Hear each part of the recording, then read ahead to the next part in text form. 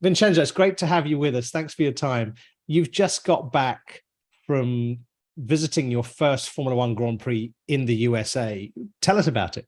I was shocked. I don't want to say overwhelmed, but shocked by the level of fandom, there at the racetrack, at the Circuit of the Americas. It was, I guess I just didn't expect as many folks, and this is probably mean of me to say, but I didn't expect as many folks to be as well educated on the sport as there were. And I ran into a lot of individuals that were very well versed in the sport.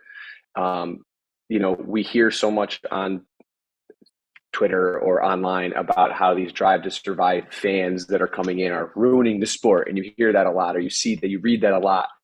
And I didn't get that vibe at all, right? I didn't get that feeling from the people I talked to and interacted with. Almost everyone in the area that I was sitting to watch the race, which was in the main grandstand, had their phones out with live timing to the best they could, because obviously your phone service was not great in the area.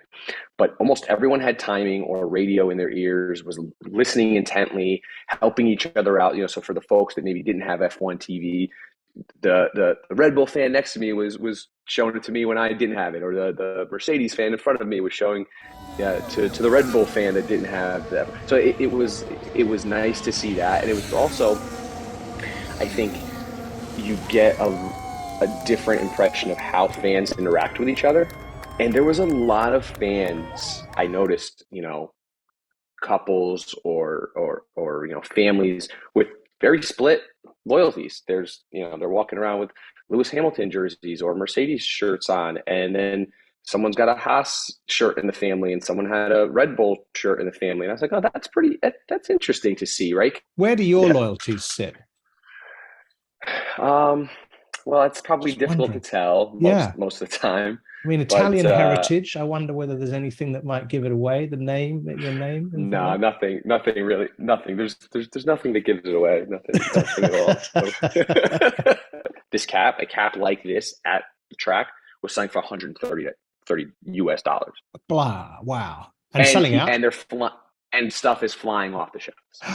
Flying off the shelf. Again, it's a one, it feels like, okay, it's that one-time thing. People are going to this race, and they are spending money. It felt like almost everybody I saw had some sort of Alfa Romeo Club, Cash App Club access, F1 experience.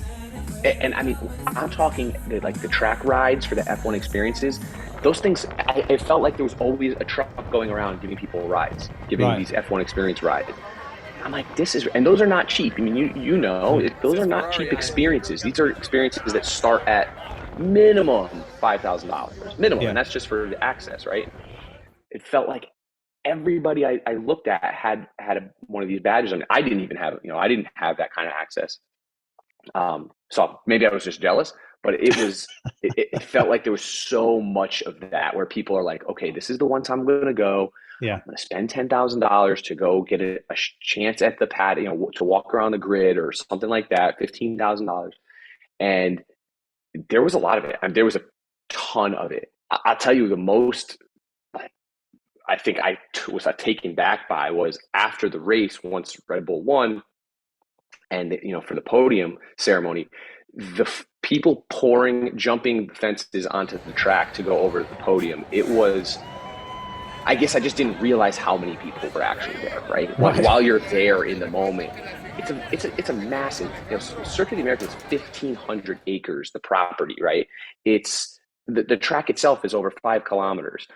So when people were coming off the hill on turn 1 and pouring down the main straight to go to the podium, and then there's people coming from all over the track to get to the podium, you start to see how many people are there, and it was impressive.